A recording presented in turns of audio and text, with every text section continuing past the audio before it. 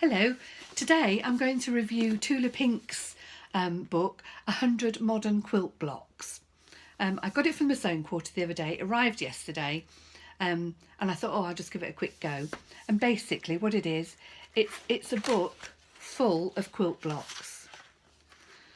This page here shows you the setting out diagram. Along the top here tells you what you need from each fabric. And along the side here, it tells you the number of fabrics that you're going to need. Like for this one, it's 5. And the number of pieces that you'll end up with for this one is 21. And that's the block. Starts off fairly simply at block number 1. And there's the cutting instructions. And I actually made it in about 20 minutes. So that's my block number 1. Moved on to block number 2. And again, that's my version of block 2. Now the fabrics that I've been using, I got a set of Spectrum Solids from Sewing Quarter, 5 fabrics in various colours of blue, and I've just punctuated it with some lovely cave fabric because I thought it just needed something to give it a bit of a pop. So that's what I've been using. As I say, there's 100 blocks in here. And quite sweetly, Tula's written in the preface that she hasn't named the blocks like block 28, but there's a space there for you to name them, which I think is quite nice really. And there's plenty of room for you to jot things down as you go along. If you're a beginner, she does go through simple steps of piecing and what have you at the beginning. But as I say, it is all fairly basic.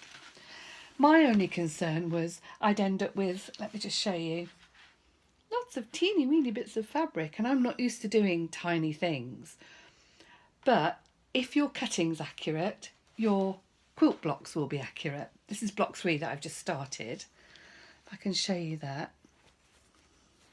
And the back. The only important thing is your 1/4 inch seam. It has to be a 1/4 inch. If it isn't, they just won't fit together, which brings me on to my 1/4 inch seam foot.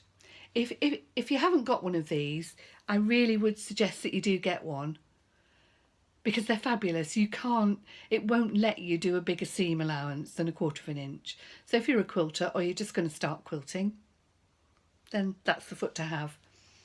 Also, when doing this book, I recommend that you get yourself set up. Like if you can see here, I've got my sewing machine, I've got my iron which is on, I've got my cutting board, and I've just got one of those TV dinner tables.